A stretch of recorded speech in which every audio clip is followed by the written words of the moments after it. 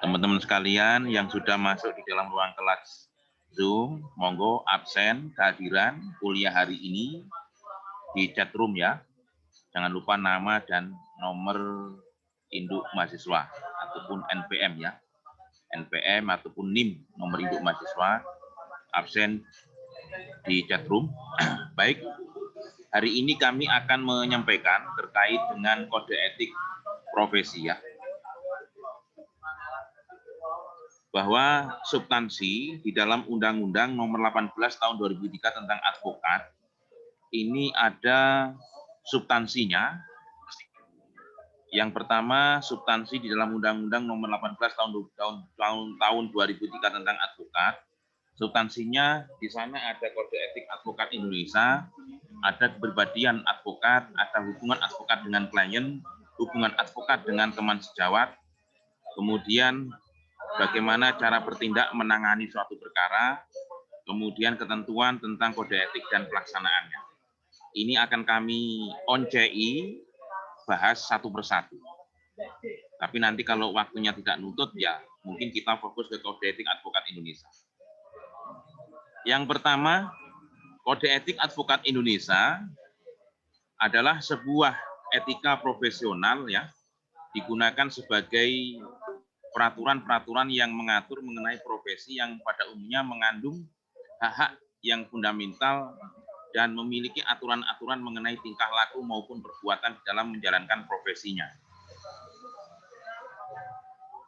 Nanti ada beberapa pasal terkait dengan kode etik advokat Indonesia.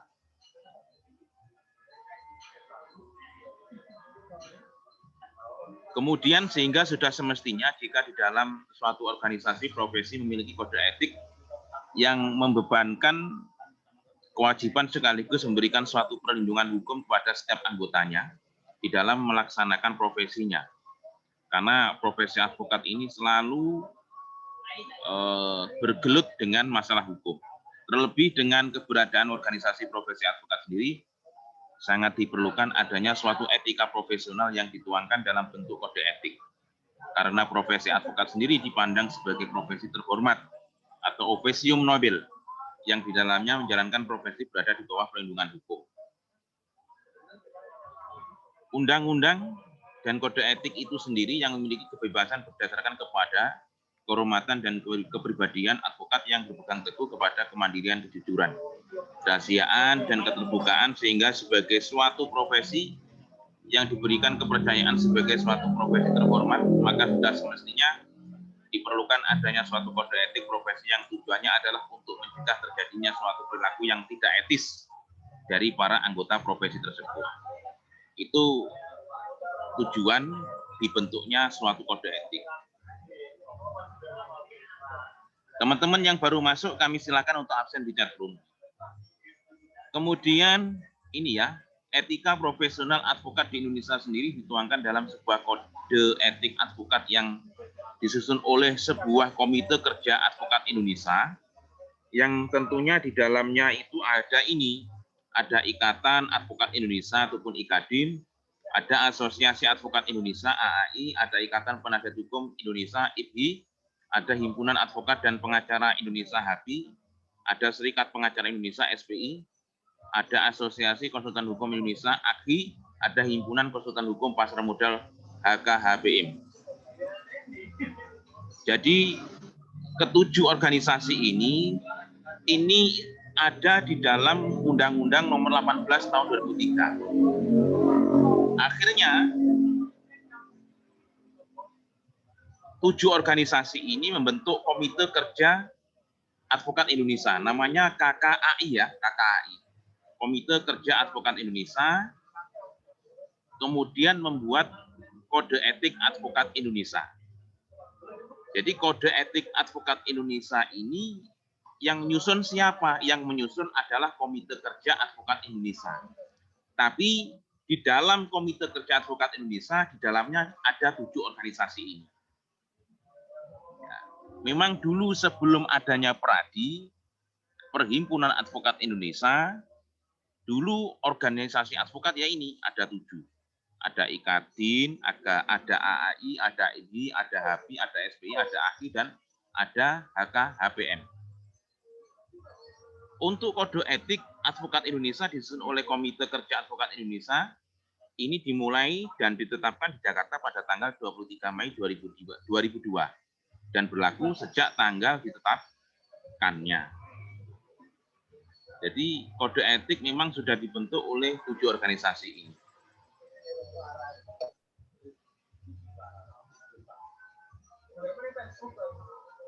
Kemudian substansi di dalam Undang-Undang Nomor 18 Tahun 2003 tentang advokat yang B ini ya, di dalam kode etik advokat ini diantaranya mengatur persoalan tentang kepribadian advokat. Kepribadian advokat ini diatur di dalam pasal 2 dan pasal 3 ya. Pasal 2 adalah advokat Indonesia adalah warga Indonesia yang bertakwa kepada Tuhan Yang Maha Esa. Bersikap satria, jujur dalam mempertahankan keadilan dan kebenaran, dilandasi dengan moral yang tinggi, luhur dan mulia yang dalam melaksanakan tugasnya menjunjung tinggi hukum Undang-Undang Dasar Republik Indonesia. Pasal 3 apa bunyinya? Ini. Pasal 3 nanti ada beberapa bagian ya. Pasal 3 huruf A, huruf B, huruf C, dan lain sebagainya. Pasal 3 huruf A, di sana disampaikan advokat dapat menolak untuk memberi nasihat dan bantuan hukum kepada setiap orang yang memerlukan jasa atau bantuan hukum dengan mempertimbangkan karena tidak sesuai dengan keahliannya dan bertentangan dengan hati nuraninya, tetapi tidak dapat menolak dengan alasan karena perbedaan agama. Jadi lawyer, pengacara, advokat ini tidak boleh menolak klien karena alasan perbedaan agama, kepercayaan, suku, keturunan, jenis kelamin, keyakinan politik, dan kedudukan sosialnya. Ini tidak boleh. Tapi kalau menolak klien, prinsipal, klien tentunya, karena mungkin bertentangan dengan hati nuraninya, atau mungkin lawyer, kuasa hukumnya itu tidak mampu. Ini boleh. Kemudian pasal 3 huruf B, disampaikan advokat dalam melakukan tugasnya tidak bertujuan semata-mata untuk memperoleh imbalan materi ya, imbalan materi, tetapi lebih mengutamakan tegaknya hukum, kebenaran, dan keadilan. Ini nanti kalau jenengan jadi lawyer, penegak hukum sebagai advokat, maka ya harus memberi bantuan hukum cuma-cuma, karena itu perintah undang-undang. Tapi kalau kliennya mampu, ya monggo. Sebagaimana disampaikan di dalam undang-undang bahwa advokat juga berhak untuk mendapatkan honorarium. Pasal 3 yang C, advokat dalam menjalankan profesinya bebas dan mandiri serta tidak dipengaruhi oleh siapapun. Wajib memperjuangkan hak asasi manusia dalam negara hukum Indonesia. Ini ada banyak ya. Kemudian pasal 3 yang huruf D, advokat wajib memelihara rasa solidaritas di antara teman sejawat. Ini karo bolone sama-sama advokat tidak boleh tukaran. Harus menjaga akhlak, attitude, dan lain sebagainya. Advokat wajib memberikan bantuan hukum dan pembelaan hukum kepada teman sejawat yang diduga atau didakwa dalam suatu perkara pidana. Ini banyak sekali ya, lawyer-lawyer yang melanggar kode etik atau melakukan obstruction of justice. Ini kalau sampean jadi lawyer, ada teman sampean yang terjerat hukum, ya dibantu. Kemudian pasal 3 yang F, advokat tidak dibenarkan untuk melakukan pekerjaan lain yang dapat merugikan kebebasan, derajat, dan martabat advokat. Pasal 3 huruf G, advokat harus senantiasa menjunjung tinggi profesi advokat sebagai profesi terhormat, officium nobilis. Kemudian pasal 3 huruf H, advokat dalam menjalankan profesinya harus bersikap sopan terhadap semua pihak, tetapi wajib mempertahankan hak dan martabat advokat. Yang terakhir ini ya, pasal 3 huruf I, seorang advokat yang kemudian diangkat untuk menduduki suatu jabatan negara, baik nanti jenengan atau saya ini posisinya adalah sebagai lawyer atau advokat. Ketika saya menjabat sebagai menteri ataupun saya jadi DPR, anggota legislatif atau yudikatif, menjadi hakim ya, di bawah naungan Mahkamah Agung, maka ini saya harus berhenti dari beracara. Jadi tidak boleh beracara selama lawyer advokat tersebut menduduki di suatu jabatan, baik di bidang baik di eksekutif, legislatif maupun yudikatif. Kemudian kepribadian yang tertuang dalam kedua pasal di atas tadi ya, baik pasal 2 ataupun pasal 3, pasal 2 ataupun pasal 3 di atas, ini wajib dimiliki oleh setiap advokat dalam menjalankan tugas profesinya. Wajib hukumnya. Disinilah fungsi dan tujuan dari etika profesi itu diciptakan. Selain membentuk pribadi advokat yang baik, memiliki akhlak yang mulia, attitude, akhlak ya, adabiah, adab, tata krama, sebagai suatu profesi terhormat juga diharapkan mampu memberikan perlindungan hukum pada para anggota profesi tersebut. Dari sini ada pertanyaan, teman-teman sekalian? Belum, Pak. Oh, belum. Saya lanjut. Cepat-cepatan, Mbak. Ini karena saya ada di pinggir jalan ini.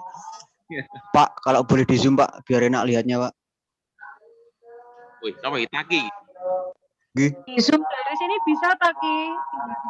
Ini zoom dong. Taki Nurjaiman.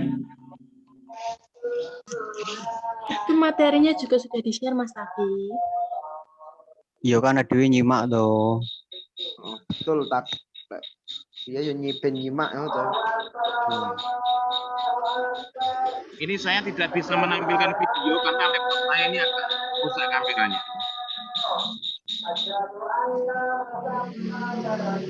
Kemudian, biar cepat selesai, yang berikutnya adalah hubungan advokat dengan klien. Klien, ya. Ini sudah bisa dibaca ini ya, Mbak Mas Taki, teman-teman sekalian, teman-teman yang lain, Mbak Rinda. Hubungan advokat dengan klien.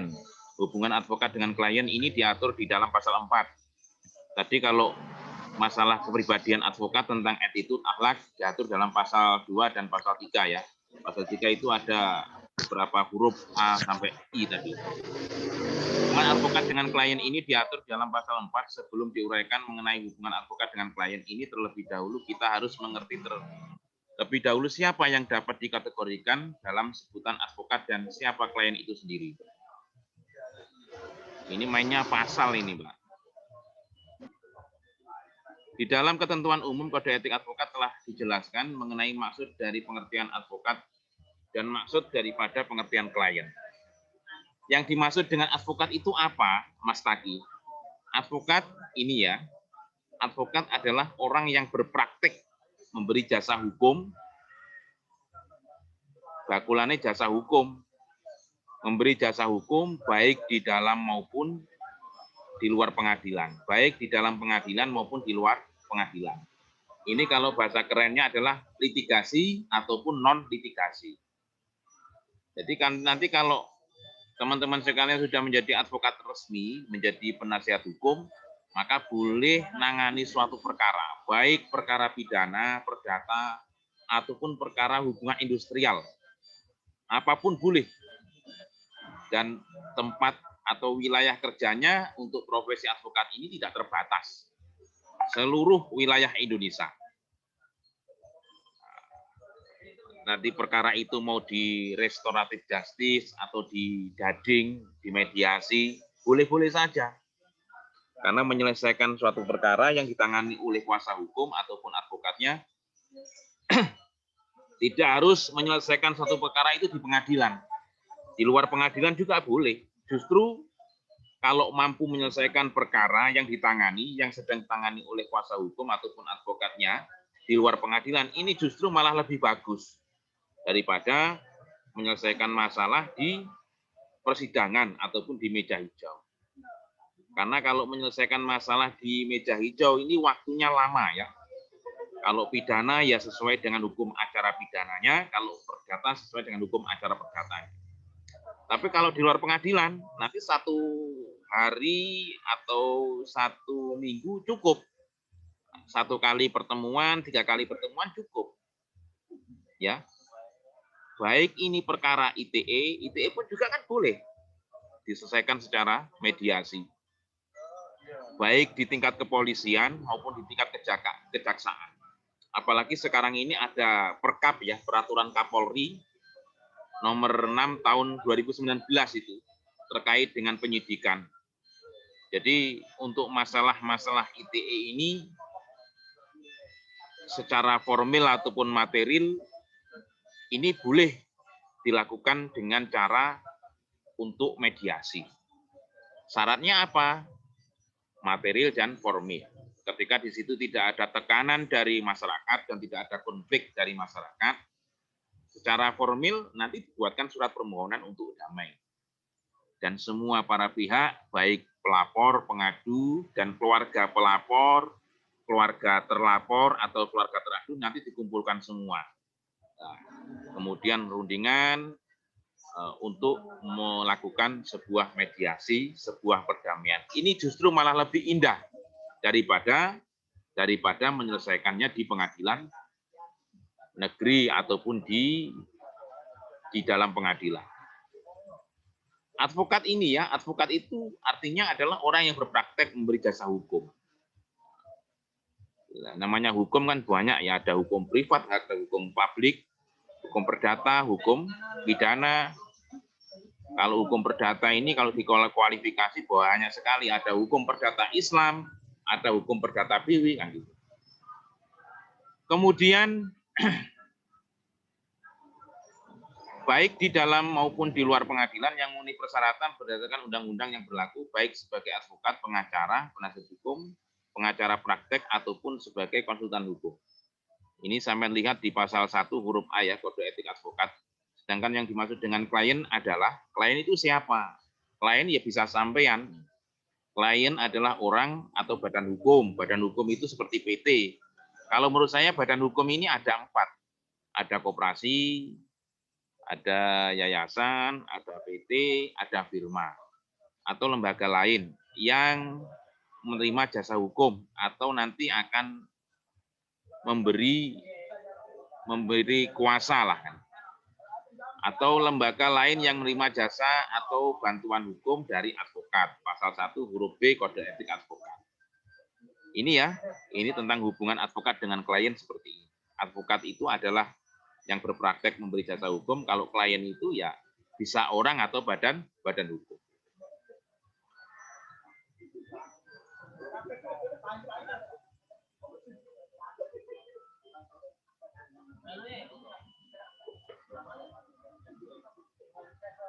Pasal 4 ini, pasal 4 Kode Etik Advokat telah memberikan uraian tentang hubungan advokat dengan klien.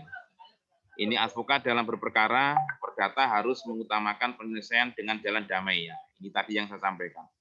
Damai ataupun as-sulhu ya. Islah. Ini pasal 4 huruf A. Advokat harus mengutamakan penyelesaian dengan jalan damai. Ini kalau dalam perkara perdata di pengadilan, putusan hakim, majelis hakim tanpa mediasi, maka putusannya adalah batal demi hukum. Karena mediasi ini hukumnya wajib sesuai dengan Perma nomor 1 tahun 2016 tentang mediasi. Mediasi ini hukumnya wajib. Ini kalau sidang di pengadilan. Makanya sidang atau mekanisme tahapan yang pertama kali dalam masalah perkara perdata di pengadilan ini yang pertama adalah harus mediasi. Nanti para pihak akan ditemukan untuk mediasi. Kemudian pasal 4 yang huruf B, advokat tidak dibenarkan memberi keterangan yang dapat menyesatkan klien mengenai perkara yang sedang diurusnya. Ini banyak advokat yang menyesatkan ini, Mas. Ini kalau advokat yang menyesatkan pada klien ini berarti dia tidak punya adab, melanggar kode etik. Karena apa? Advokat itu termasuk penegak hukum. Advokat yang C ya, advokat tidak dibenarkan menjamin kepada kliennya bahwa perkara yang ditanganinya akan menang. Ini tidak boleh. Kalau ada advokat menjanjikan kepada klien, ini nanti pasti menang. Tidak boleh. Menjanjikan semacam itu tidak boleh. Karena menang atau kalah itu nanti urusan majelis hakim. Majelis hakim akan memutus sesuai dengan alat bukti dari para pihak. Pasal 4 yang huruf D, dalam menentukan besarnya honorarium, advokat wajib mempertimbangkan kemampuan klien. Nah, ini harus disesuaikan dengan kemampuan. Makanya kan untuk masalah jasa hukum itu bisa nego ya. Honor jasa hukum advokat itu bisa nego. Yang E, advokat tidak dibenarkan membebani klien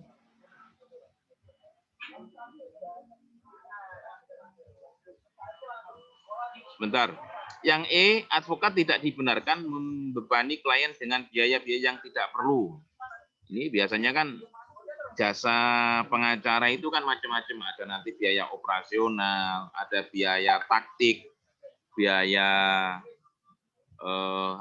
uang lelah dan lain sebagainya. Banyak ini untuk itu kan. Biaya taktis. Yang F, advokat dalam mengurus perkara cuma-cuma harus memberikan perhatian yang sama seperti terhadap perkara untuk mana ia menerima uang jasa. Jadi advokat ini biasanya kalau menangani perkara yang pro deo, pro bono, yang gratis, yang cuma-cuma, ini biasanya ada perbedaan. Ini tidak boleh.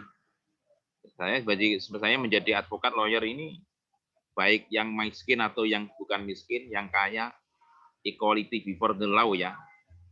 Equality before the law itu kan hukum itu tidak pandang bulu, baik miskin maupun kaya, status ya, tidak boleh dibedakan, harus diperlakukan sama, baik kaya maupun miskin.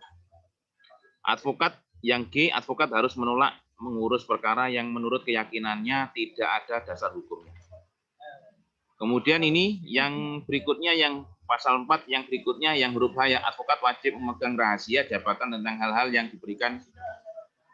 diberitahukan oleh klien secara kepercayaan dan wajib menjaga rahasia. Ini advokat harus merahasiakan aib-aib yang dimiliki oleh klien. Ini biasanya kalau advokat yang nangani perkara perceraian ini ya, kalau nangani perkara perceraian dari kliennya perempuan, penggugat itu pasti cewek yang gugat atau istri. Ini biasanya kan semua masalah itu diungkapkan. Masalah rumah tangga mulai dari hubungan layaknya itu pasti disampaikan. Ini aibnya harus dijaga. Yang I, advokat tidak dibenarkan melepaskan tugas yang dibebankan kepadanya pada saat yang tidak menguntungkan posisi klien. Ini perlu saya sampaikan. Jadi advokat ini harus menjaga terkait dengan foto ya. Biasanya kalau foto dengan saya ini, kalau masalah perdata umum saya tidak masalah foto, kemudian saya share, saya upload. Tapi kalau masalah perceraian saya tidak pernah ngupload foto. Saya tidak pernah foto kepada klien saya yang perkara perceraian, karena ini ada aibnya. Jadi tapi kalau masalah-masalah yang umum seperti sengketa jual beli, ini saya berani, nggak masalah. Tapi kalau perceraian itu aib. Kemudian yang J, advokat yang mengurus kepentingan bersama dari dua pihak atau lebih harus mengundurkan diri sepenuhnya dari pengurusan kepentingan tersebut apabila di kemudian hari timbul pertentangan kepentingan antara pihak-pihak yang bersangkutan. Hak retensi advokat terhadap klien diakui sepanjang tidak menimbulkan kerugian kepentingan klien. Hak retensi ini artinya advokat itu boleh membawa dokumen yang diberikan oleh klien. Dengan demikian, rupa kode etik advokat telah mengatur hubungan antara advokat sebagai wakil untuk mengurus dan menyelesaikan perkara yang diajukan oleh klien kepadanya. Hal ini diperlukan sebagai pencerminan dan perwujudan dari etika profesi seorang advokat dengan kepribadian sebagaimana yang telah diuraikan dalam kedua pasal di atas tadi, baik pasal 2 maupun pasal 3. Mungkin ini yang saya sampaikan. Ada pertanyaan?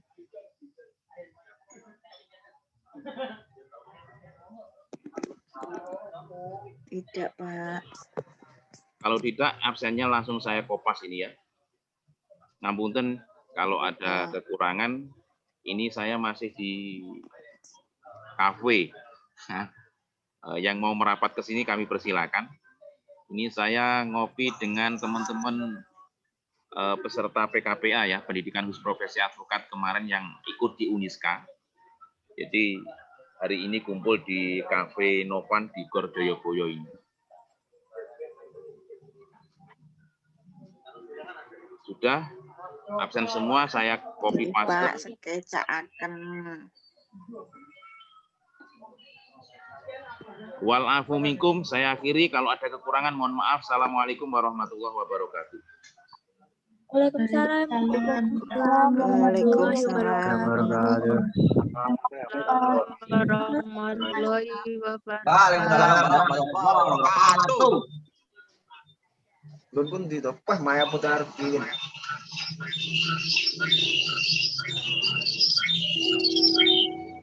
Ya nih. Ya krungu kok speakermu to, Mbok? Speakerku ora kena kok. Loh, muni nggonku berarti, Cok. Oh iya muni berarti. Wah, sopo lho? Manuke sapa iki ngoceh? Pundi? Pak Agus. Pak Agus bangun. Oke, sip. Nanti kita.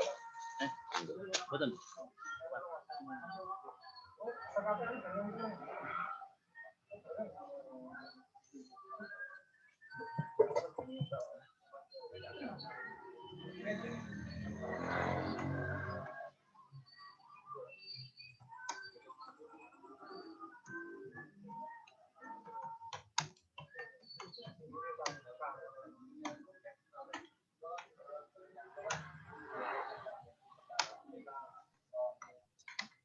Jalala Muhammad.